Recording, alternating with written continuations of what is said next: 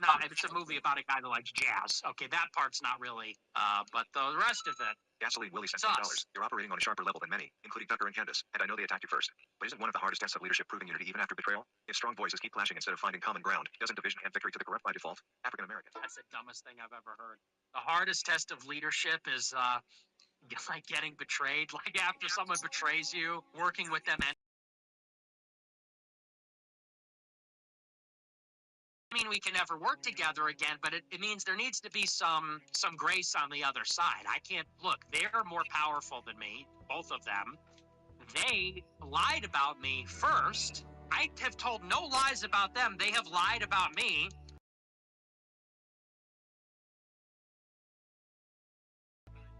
You fight until you win. You don't forgive your enemy and let them kill you. Holigo said $35. Leftist Jews were often communists, believing that communism, which is basically insane statist violence, would never come for them. Mainstreaming it in culture and schools, treating it as holy doctrine. Now it's coming for them. No, dude, I totally disagree. It's statist violence, dude. Communism is statist violence, brother. What are you talking about, man? Statist, insane statist violent, brother. Oh, you know how you sound? Sound like a libertarian when you say that. Trust me, that's got nothing to do with it. It's the diversity. It's not the communists that are coming for them. It's the diversity that's coming for them. It's that brown people hate Jews. Okay. Yeah. Because Jews are bombing them all the time. Dawn spent $50. What did you learn from streaming with Clavicular? Also, grow back your quarantine beard.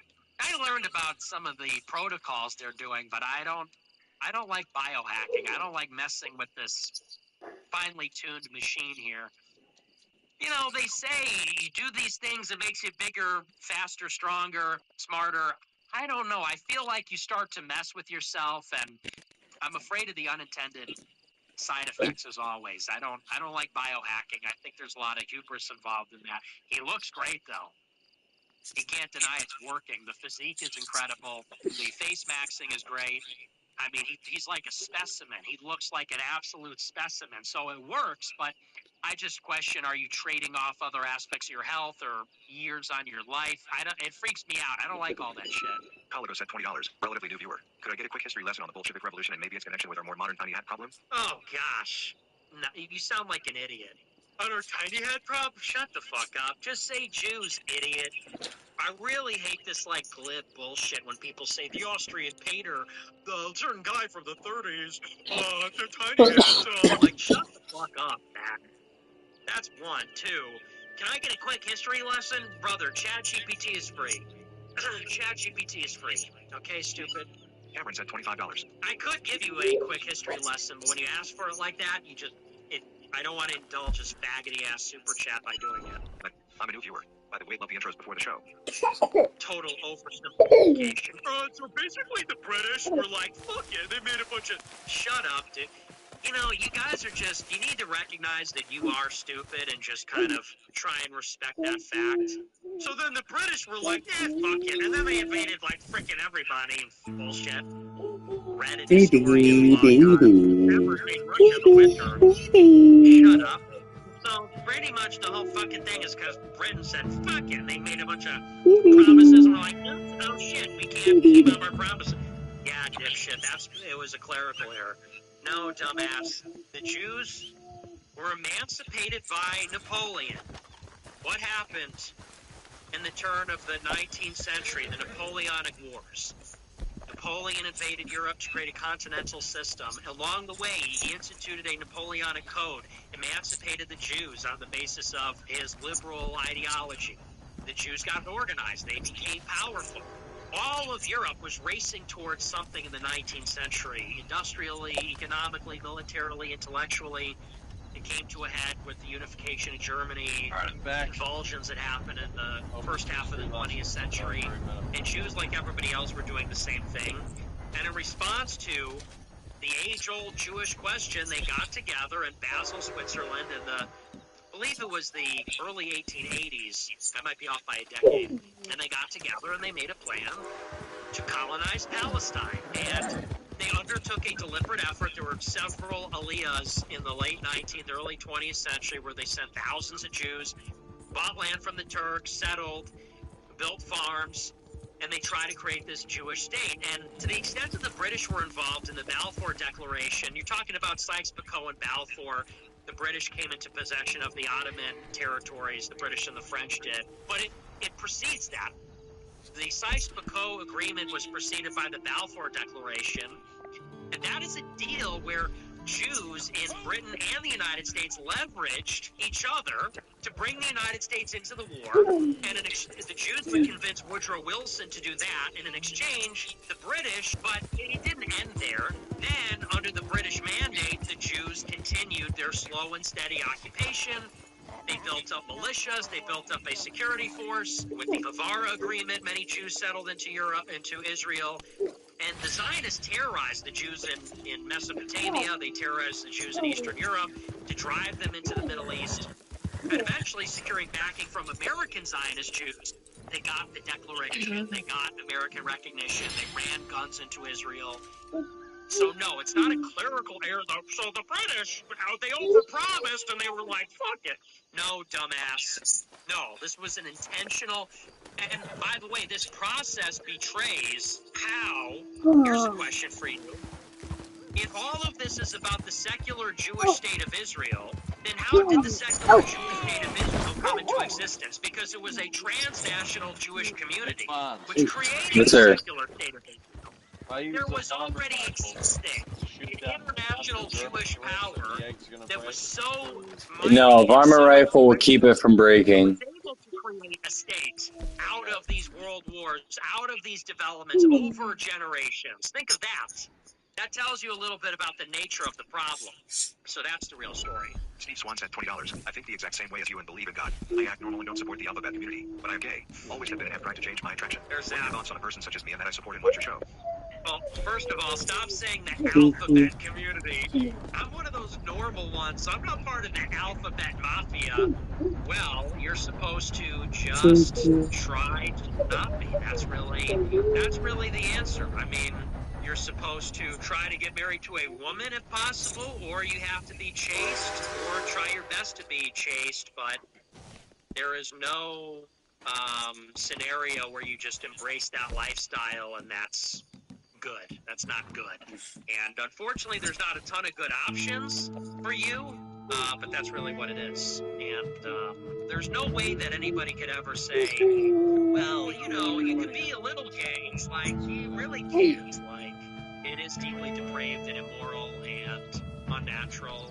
And I understand that you might not be able to help that, but you have to just try to be disciplined to the best of your ability. And that's really the answer. But, there's nothing normal about being gay, unfortunately. You say, I act normal and I don't support the community. It's like, well, what's not normal? Two guys kissing or having anal sex. By definition, it's not normal, and by definition, it is depraved, and so you just have to try not to do that. You just have to try not to do that. Candace got that fat pussy said $21. Try to work on, okay, we can't keep reading that. You have to just try to not do that as much as 59 said $20. Drink White Monsters at white.monster.enjoy 150K plus grow live on Insta. I do. I feel, though, it's not as good as coffee. I don't know about you guys, but I get a much better kick from coffee than I get from Monster. And there's less caffeine. I get a much better kick from regular drip coffee than from a Monster. If I drink like a 12-ounce regular cup of coffee, I'm wired. If I drink a Monster, not as much. Coffee's just like a superpower. Everything else, not as much. I don't know what it is about the coffee, but it's just, I'm like way more dialed in. Monster makes me feel like shit. Monster, it gives you energy sometimes, but you kind of feel shitty. You know what I mean? It's like, I don't know how to describe it. It's like a dirtier high. I feel like you drink coffee and it's like it's a cleaner high. Yeah. Is that just me, or do you feel the same way? Yeah. That's how I feel. I'm not an energy drink guy. Do you drink energy drinks? No. I'm not gonna do that. Okay, all right. That's our last super trip, and that's gonna do it for me.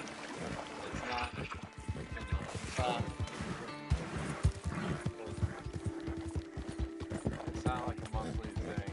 It's probably a few times a year. The overarching problem, when you look at the overarching foreign influence in America, It's not coming from any of these localized groups. It's not coming from any of these low agency third world groups. It's coming from the transnational Jewish syndicate, which is really in the big leagues. And so, you know, for somebody like Matt Walsh, hey man, just answer the question. I tweeted at him today. You're willing to say all the Muslim names in Dearborn? On some level, who gives a fuck? It's Dearborn, Michigan. Jews run America. Hello? And I'm not saying, by the way, before anybody jumps in, I'm not saying I'm glad that Dearborn, Michigan is a Muslim colony. I'm not happy about that. But it's Dearborn, Michigan. Yes, Dearborn, Michigan is a colony of Muslims. Washington, D.C., New York City, Los Angeles, Miami are colonies of the Jews. Are you going to talk about that? Because unless and until you're willing or able to talk about all those Jewish names, all those foreign-sounding names, with their foreign religion, their foreign desert religion and culture, then don't try to pretend like you're some sort of pro-white advocate. Don't pretend like you're brave or courageous or some kind of culture war, some kind of patriot. You're not a patriot. You are an accommodationist. You work for Ben Shapiro. And by the way, this is the same guy who three weeks ago said, we just need to bring the whole right wing together. We need to unite the right. Unite the right against what? Dearborn, Michigan's mayor? How about uniting the right against the Jewish mothership controlling America? Then we can deal with Dearborn. Then we can deal with Minneapolis. Why don't we start with the ADL, AIPAC, B'nai B'rith, Hillel, the Israeli Foreign Ministry, the fucking U.S. State Department? Why don't we start there? BlackRock, Blackstone. I mean, why don't we start with the actual... So I saw that tweet today, and it is just another reminder that it is as important what someone does not say equally as much as what they are saying. So someone like Matt Walsh goes on Twitter naming the Muslim mayor of Dearborn. Hey, good stuff, Matt. When are you going to talk about the Jewish mayor of America? Hello, his name is Prime Minister Netanyahu. And it never ceases to amaze me, these kind of gruff, middle-aged white guys. And yes, I'm calling out my fellow white men.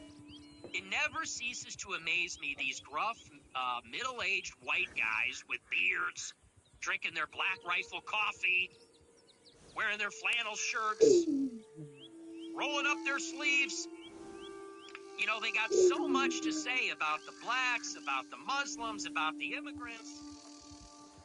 They will never say boo about the Jews, and that's just cowardly, as far as I'm concerned. That's just cowardly and sad. Matt Walsh's show every single day is a screed. I don't think that's hyperbolic to say. I watch his show. Every day it's a screed. Foreigners, Somalis, Arabs, illegals, savages, animals. I want heads on pikes, communists. And so that's his show every day. Every day is rage porn. And once again, don't get me wrong, agree on most of it. But who is the author of most of it? Who is the author of communism then? Who is the author of transgenderism? Who is the author of the melting pot? Who is the author of the open society of America? Who is the author of these things? Will you answer that question on your show? Day in, day out, screed against these browns and blacks and this, that, and the other. And look, and I get it. But that's sort of low-hanging fruit. Let's talk about the big picture here. Or are we afraid to do that because of who's down the hall and to the left in the big chair in the executive suite? Well, and what's ironic even about that, Ben Shapiro isn't even down there in Nashville. It's too good for Nashville. He's in South Florida with his homeboys. Because he would say something like, hey, Matt Walsh, maybe before you criticize Israel, why don't you walk down the hall and clear with your boss? But Shapiro's not even in the same office building. All the Daily Wire staff are in Nashville. Shapiro's in South Florida in the Jewish colony. If that doesn't say it all, I mean. So anyway, I saw that tweet. This was my reply. I said, quote, "You constantly talk about how cities like Dearborn or Minneapolis are run by Muslims, which is a problem. Why don't you ever talk about government, academia, media, Hollywood, finance being run by Jews? Did the Founding Fathers intend on that? Did they intend on people with Steen and Berg and Witz? Were those people supposed to be running the banks, the news, the government, the State Department? I don't think so. Get real. Get a grip, man. You're a white Catholic. Start acting like it. Don't be such a coward. And listen, and Matt Walsh, when he is ready to just talk about the real issue, I will shake his hand. I will apologize. I will be right there with him. But until that day comes, I have to call you out. It's not personal. I don't hate you. I don't even think he's a bad guy, but he is being a coward. You are being a coward. I will hear no more chest beating, chest thumping by white men who are so cowardly they won't talk about who is really taking our sovereignty from us. Don't you notice it's always these white men, and I'm going to vilify him in the other direction for a moment, pardon me. It's all these white men beating their chest. Our civilization, explorers, pioneers, conquerors, these brown people could never. Oh, really, tough white man? Oh, really, big white man? My ancestor? The Founding Fathers would never. What do you think the Founding Fathers would say about you working for Ben Shapiro, huh? What do you think George Washington, the hero, the titan, what do you think George Washington, or any of them for that matter, would think about you working for Ben Shapiro? What do you think about America going to war for Israel? What do you think they would say about Jews running the Ivy Leagues, Jews running the media, Jews running our Congress, bribing our politicians, controlling the National Security Council, the State Department? The money, the printing of the money. What do you think they would say about that? What do you think they would say about you? Do not even say Founding Fathers. You don't have the right. You have no right. Keep their names out of your fucking mouth, Matt Walsh. That name, George Washington, Alexander Hamilton, keep those names out of your mouth as long as you're working for Ben Shapiro, you fucking traitor. We need to unite against the left. No, pal. We need to unite as Americans for our sovereignty and independence. It ain't a difference of opinion. It's black and white, clear as crystal. That is the predicament that we're in. We are occupied, and it ain't by Muslims.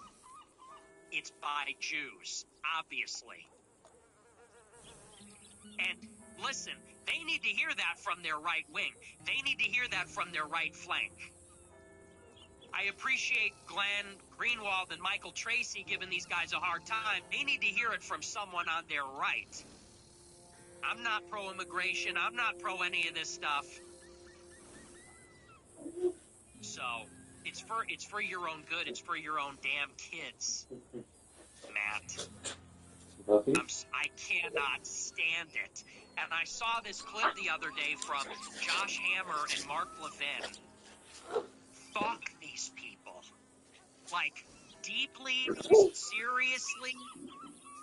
All real Americans, if you are a real American, if you were born in this country, I don't even care who you are, what you are, if you are a real American that loves this country, you have generations in this country, your family or you fought for this flag, fought for the Constitution, fought for our church, fought for our civilization.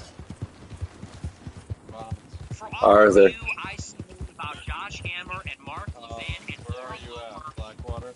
Yes, sir. I'm going up to Manzanita right now. Get the fuck out of our country. I am 28%. Now that Charlie Kirk was killed, You're 48? together on their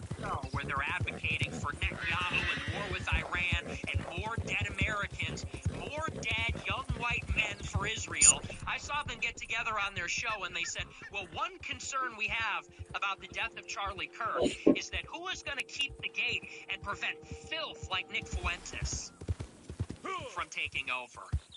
Josh Hammer said, who's going to prevent anti-Semitic filth like Nick Fuentes from taking over? You're the filth. Newsflash, buddy. Hey, Josh Hammer, Mark Levin, you're the filth. You are fucking scum. You are traitors. You do not belong here. You are not American. You're not promised to us 2,000 years. You ain't there. What's up? You're not home. Yes, sir. Never forget that. You get a little too Midnight comfortable. tonight, we go to South East Feeling a little too Festival, so comfortable here talking like that about Americans. Yeah, because I think it goes until midnight.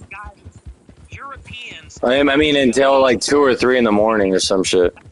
Never thinks of us. I think we got enough time. Yeah, it'll be when the dailies change. Their DNA. We're supposed to go and fight their wars, though, and love them and love their country and love everything they're about. They're filth. They're Jew-hating filth. You're filth, pal. You are an alien. You ain't home. Don't forget that for 1 second. It drives me crazy. And whatever. You know, on some level, that's who they are. That's what they've always been. And, you know, I think they should be treated with dignity and they should have rights and everything like that. They should not be allowed to have the privileges to have power over Americans at all. But to the extent that it's sort of like the scorpion and the frog, that's what they do. That's what they're gonna do. Hello, hello, hello. Hello, hello.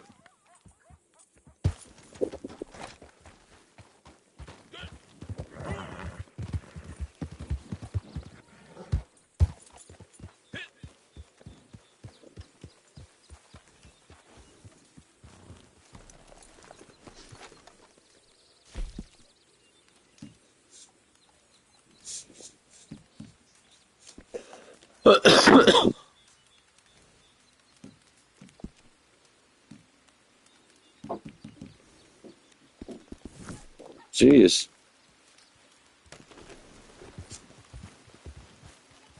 Josh Hammer, Mark Levin, Laura Loomer, they do what they do. They're doing their thing.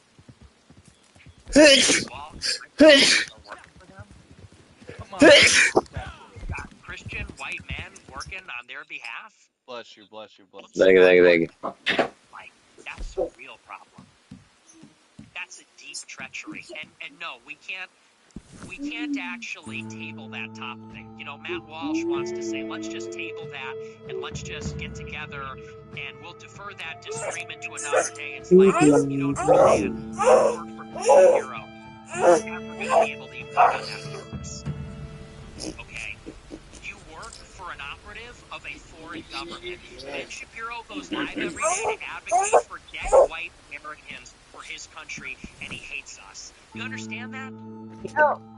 I'd almost prefer a communist. I'd almost prefer a liberal. Ben Shapiro goes live every single day to say, more dead white Americans for Israel.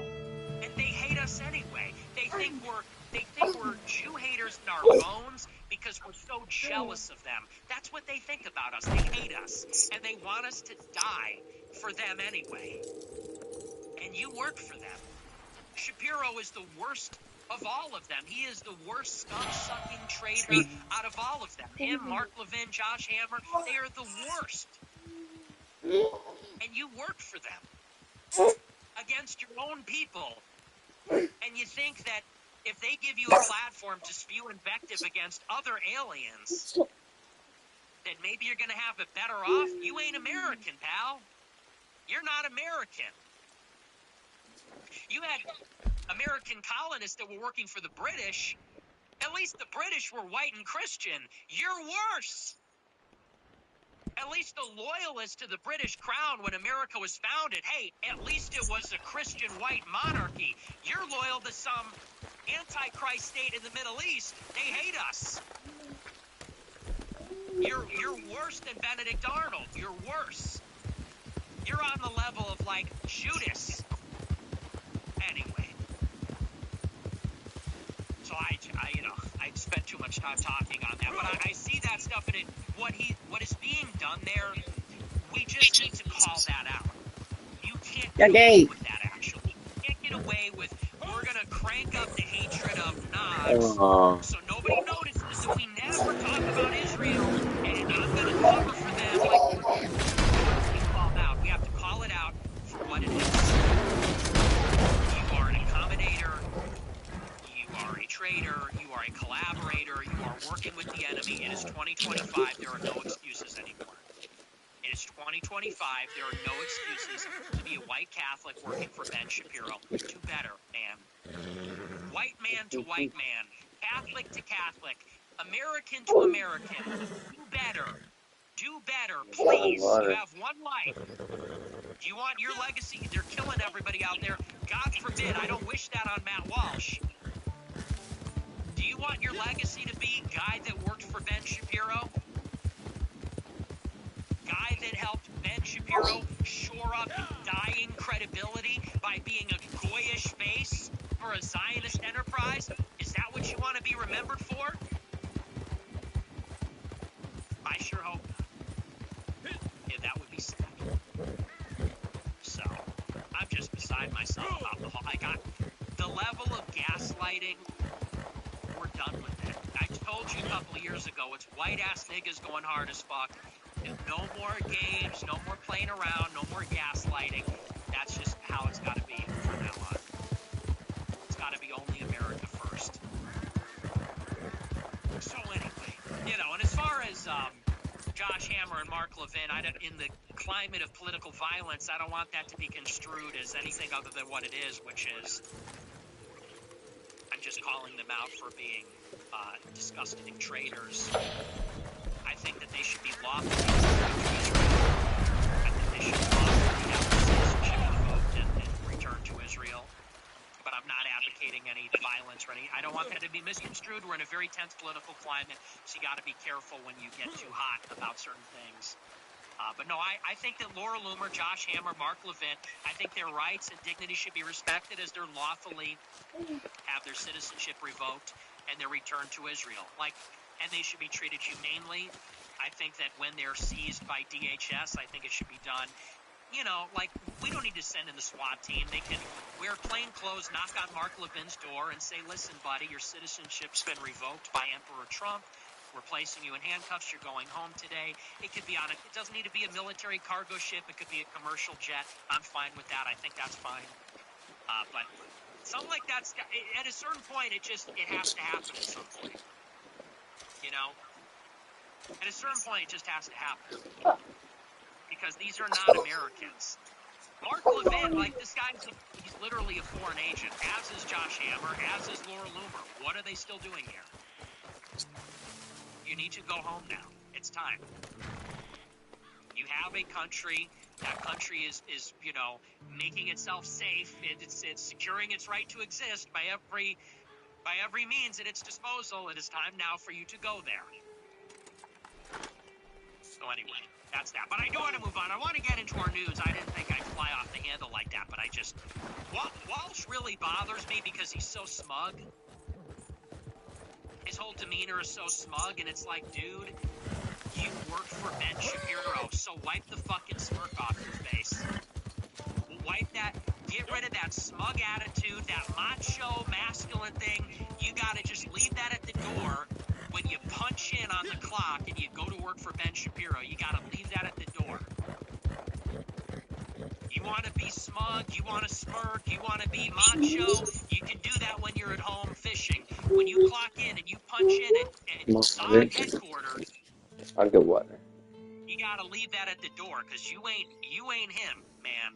You are not him. You are not that guy. All right, let's move on. I do want to get into our news, actually, for tonight.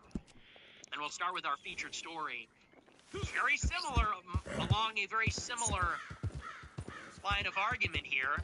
Our featured story tonight, we're talking all about the recently unveiled letter from Charlie Kirk to Benjamin Netanyahu. Now, I want to say at the outset, we don't know if this is the real letter. disclosure, we are being told by the New York Post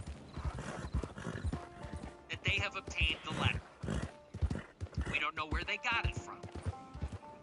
There is no date on the letter, but it is being presented to us as the letter. Now, if anybody is aware of the existence of a different letter, like Candace Owens, then she should contribute the information that is relevant to the public discourse. But until or unless that happens, this is what we have to work with. And we have no reason necessarily to believe that this is a phony letter. If the letter is phony, clearly Candace Owens has a copy of it because she said that if the letter is misrepresented, that she would come out and say something. So I would encourage her to come forward with her version of it if such a thing exists. Unless that happens or until that happens, this is what we have to go by. And what letter am I talking about? Well, about 3 weeks ago after the assassination of Charlie Kirk, of course, the Prime Minister of Israel, Benjamin Netanyahu, went on television and to support his claim that Charlie Kirk was a supporter of Israel until he died, something which is being questioned, something which has been scrutinized over the past several weeks, Netanyahu held up a physical copy of a letter which Charlie Kirk allegedly sent to Netanyahu in May. And he said, Charlie Kirk sent me a letter, and I invited him to Israel, and he said this to prove that Charlie Kirk remained a supporter of Israel until his death. Ever since Charlie Kirk died, people online, people like Tucker Carlson, Max Blumenthal, Candace Owens in particular, have insinuated that they are aware of some private epiphany that although Charlie Kirk supported Israel his entire life, his entire professional career, publicly until his death, they claim that privately Charlie Kirk was evolved. There was tension, maybe outright hostility. They believed that he was anti-Semitic. They believed that he wasn't doing enough to support Israel. Charlie Kirk was clearly frustrated by those accusations. He maintained that he is pro-Israel, but that because he was insufficiently pro-Israel, in other words, he wasn't pro-Israel enough, that they were very aggressive towards him, which he did not like, and he felt that they were ungrateful for his prior support. So this is the narrative, of course, that's been going around, and for that reason, people are implicating Israel in his assassination. The narrative goes something like this. They say that Charlie Kirk was becoming one of the most powerful conservatives in America, and he was empowered in that way by pro-Israel Jewish donors.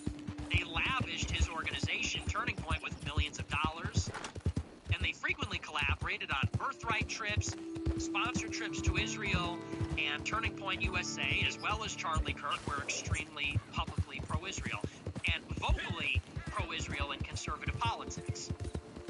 The argument goes that in the aftermath of Israel's war in Gaza, their push for America to enter the war in Iran, the disclosure on Jeffrey Epstein and his involvement with Israeli intelligence, that Charlie Kirk was beginning to change his mind.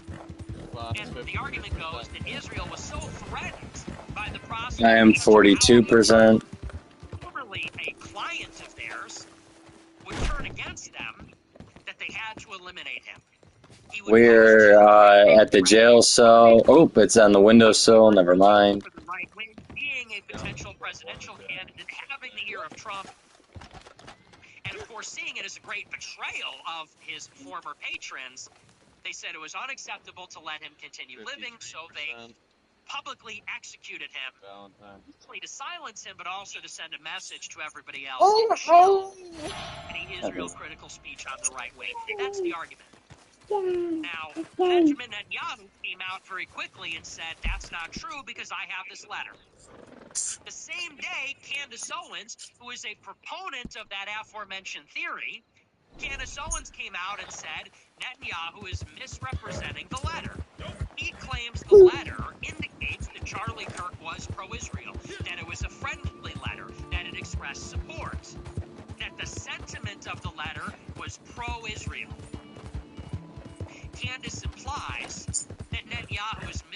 misrepresenting the actual substance or tone of the letter and is completely distorting the sentiment or the meaning of it.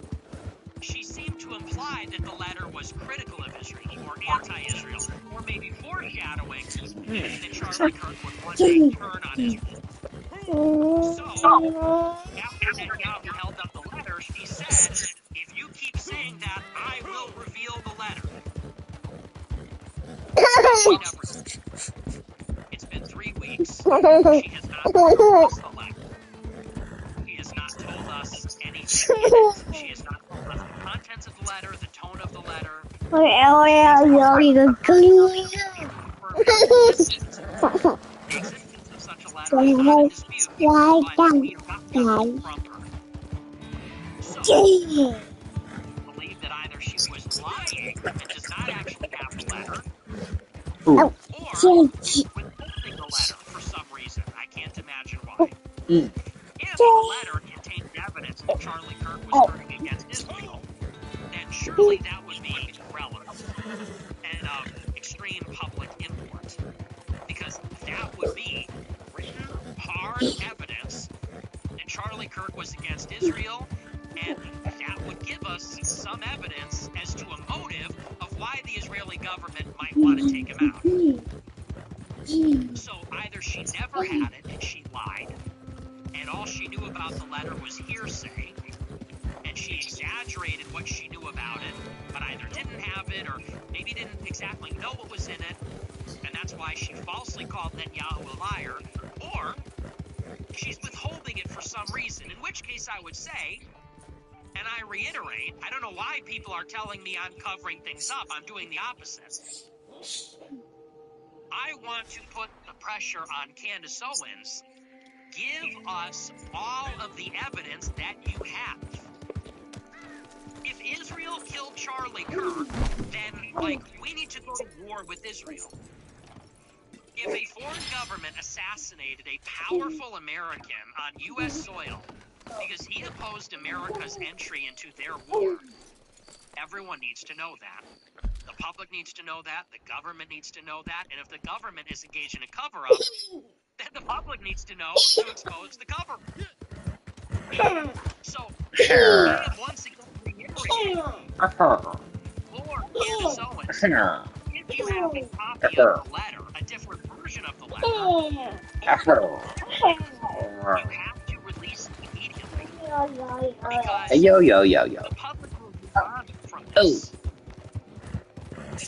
The further we get from the assassination, the less public interest, the less public pressure, and if there is some cover-up, the more they will be able to cover up their tracks or produce misinformation or disinformation.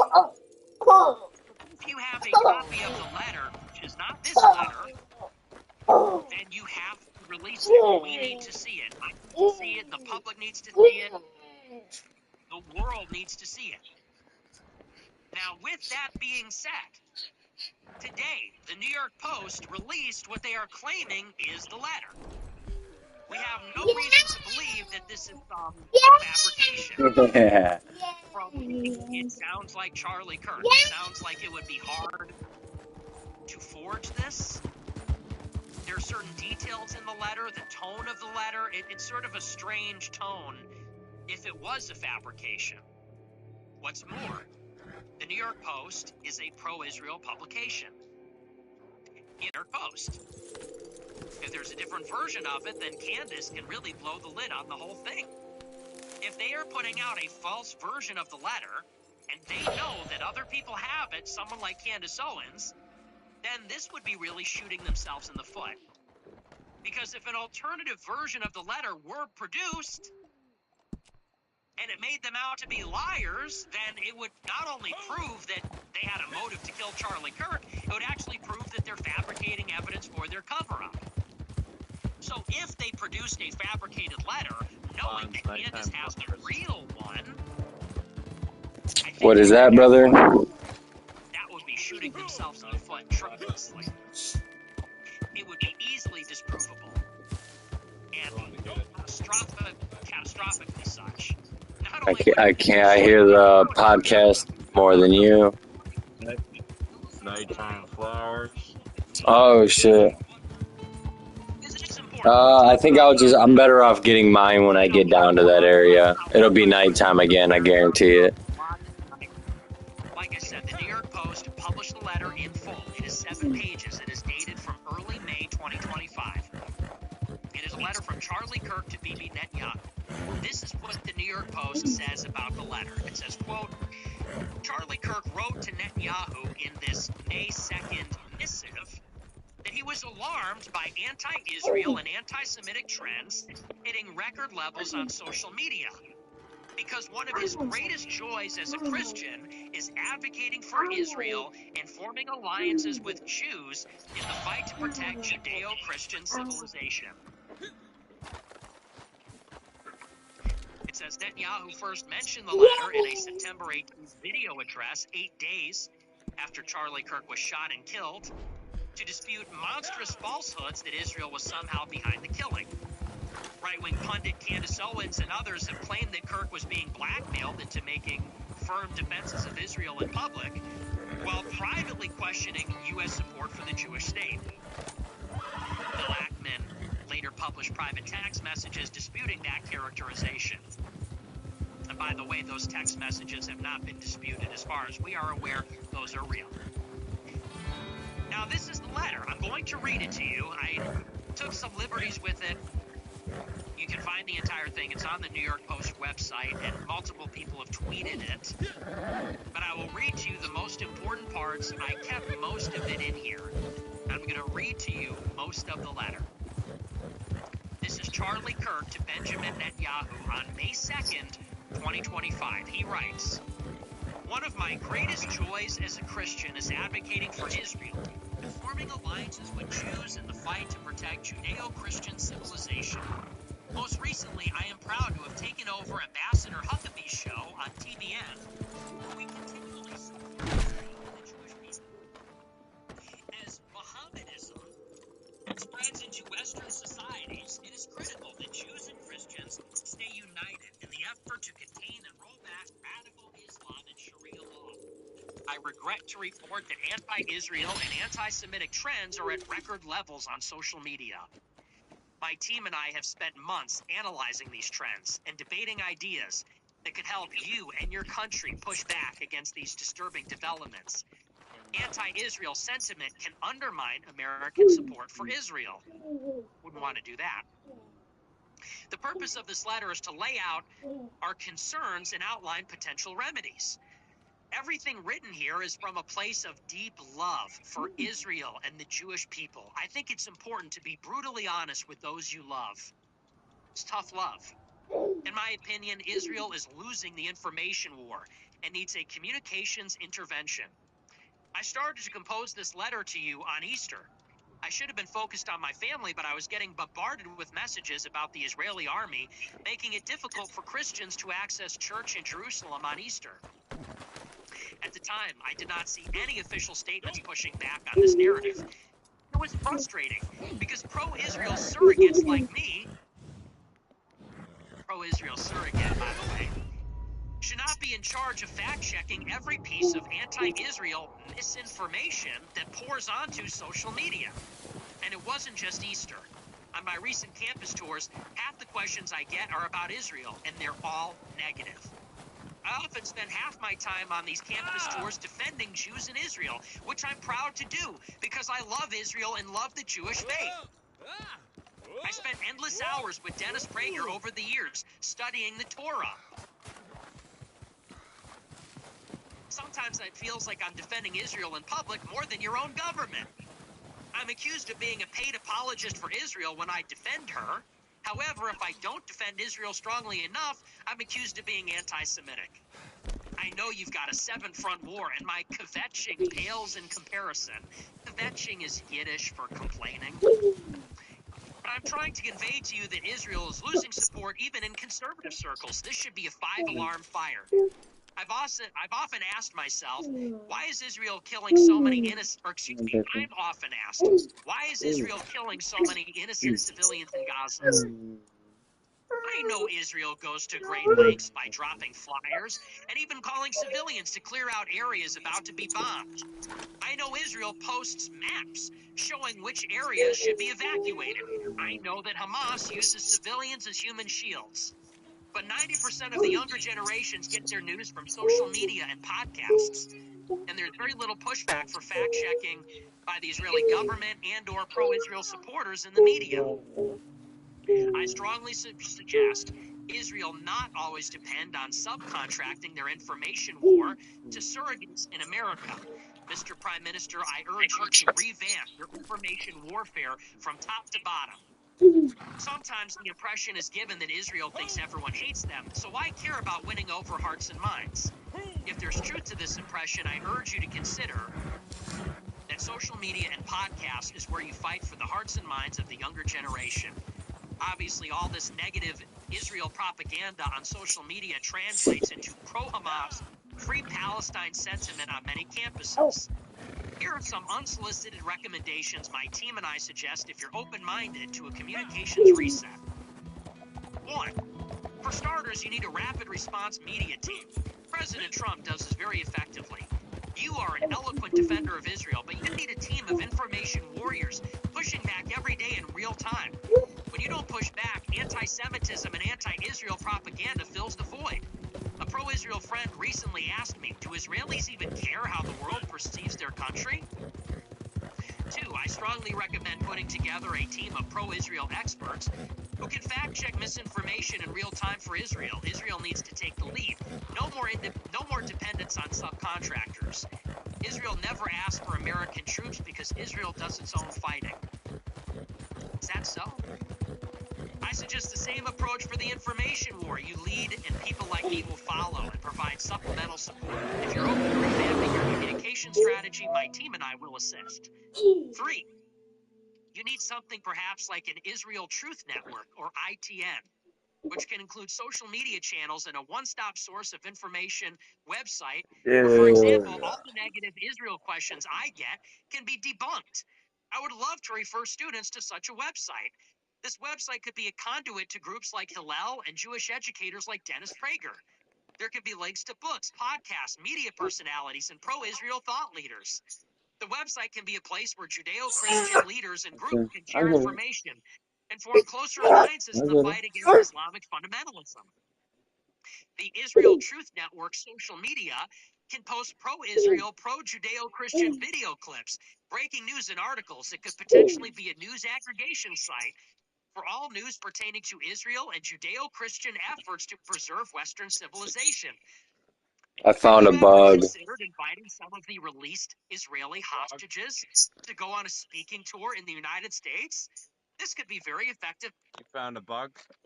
A glitch, yeah. If you get attacked by an animal the same time you open up a fucking wilderness camp, you get stuck in a black screen.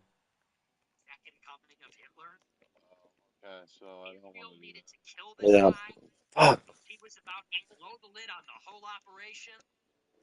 They couldn't bribe him.